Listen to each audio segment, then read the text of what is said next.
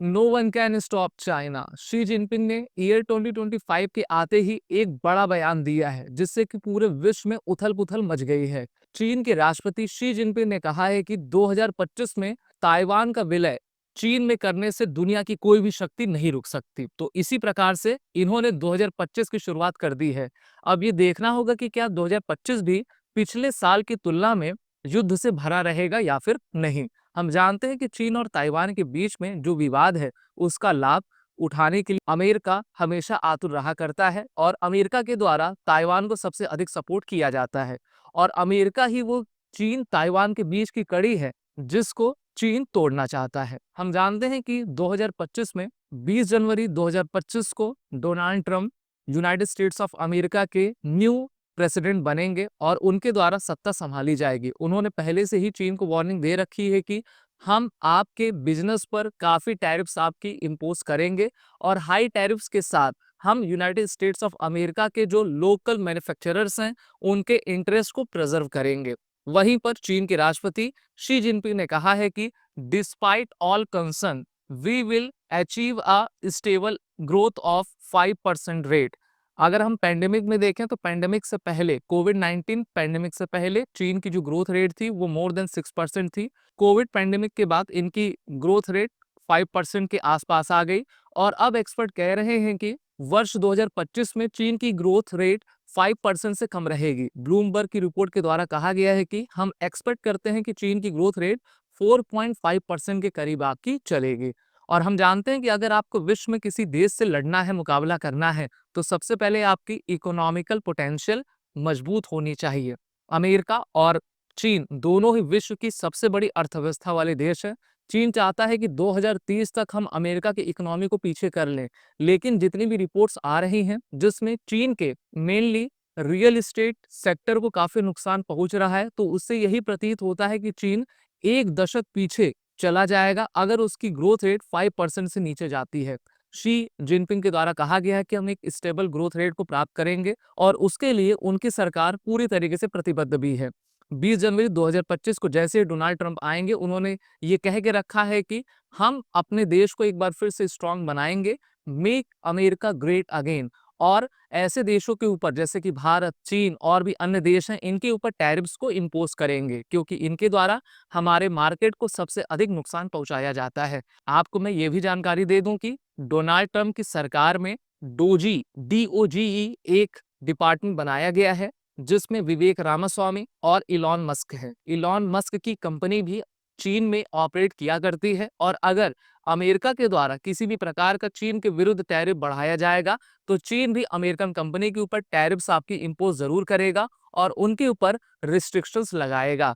तो हम ये एक्सपेक्ट तो जरूर कर सकते हैं कि 2025 में एक प्रकार से ट्रेड वॉर फिर से शुरू होने वाला है क्योंकि ट्रंप एक प्योर बिजनेसमैन है और शी जिनपिंग एक तरीके से हम कह सकते हैं कि ये ऑटोक्रेट हैं। दोस्तों, अगर हम चीन और ताइवान के बीच का संबंध जानना चाहें तो हम जानते हैं कि चीन में भी अंग्रेज थे और 1949 में इनको स्वतंत्रता प्राप्त हुई थी। लेकिन जब चीन में एक प्रकार से जेडोंग के द्वारा क्रांति की गई तो उसमें जो चीन की डेमोक्रेटिक सरकार थी, उनके जो लोग थे वो सभी आइलैंड कंट्री, वैसे ताइवान कंट्री थी नहीं, चीन का ही पार्ट था, वो वहां पर जाकर शिफ्ट हो जाते हैं और उसके बाद उनको राजनैतिक सुरक्षा यूनाइटेड स्टेट्स ऑफ अमेरिका और यूके के द्वारा दी जाती है। तब से लेकर अब तक दोनों ही पार्टीज में उथल-पुथल है। कोई कहता है कि हम असली चाइना है और दूसरा कहता है हम असली चाइना है।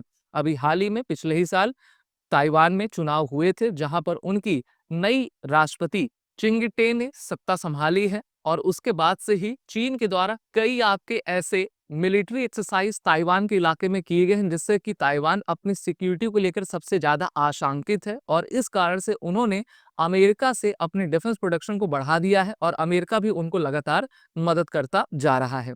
पिछले साल चीन ने ताइवान के आसपास बड़े सैन्य अभ्यास किए। ताइवान के अधिकारियों का कहना है कि यह चीन का अब तक का सबसे बड़ा सैन्य प्रदर्शन था। इसके अलावा चीन ने ताइवान की एयर बाउंड्री को कई बार आपका उल्लंघन किया। चीन ने यह सख्त रुख तब अपनाया है जब ताइवान के लोकतांत्रिक चुनाव में राष्ट्रपति चिंगटे ने अपनी सत्ता संभाली है। दोस्तों, ताइवान का मसला सिर्फ चीन और ताइवान तक ही सीमित नहीं है, बल्कि यह अमेरिका और चीन के बीच का भी टकराव है, क्योंकि अमेरिका चाहता है कि चीन किसी भी दिशा में इकोनॉमिकली और मिलिट्री पावर ना बन पाए।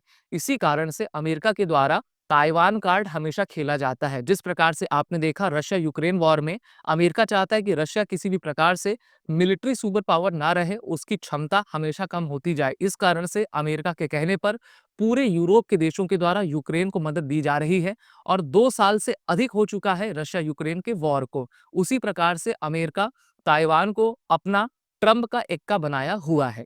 चीन और ताइवान के रिश्तों की जड़ें इतिहास में गहराई तक हैं।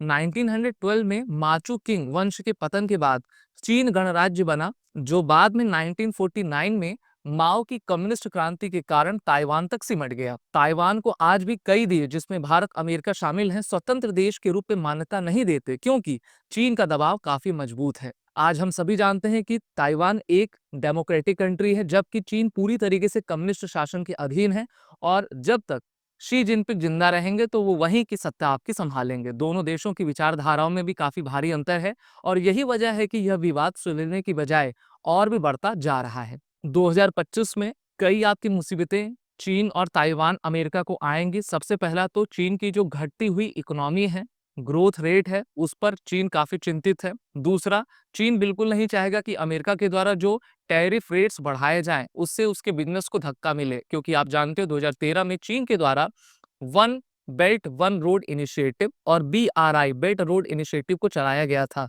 जो कि काफी खतरे में है, और उससे चीन का काफी नुकसान होता जा रहा है।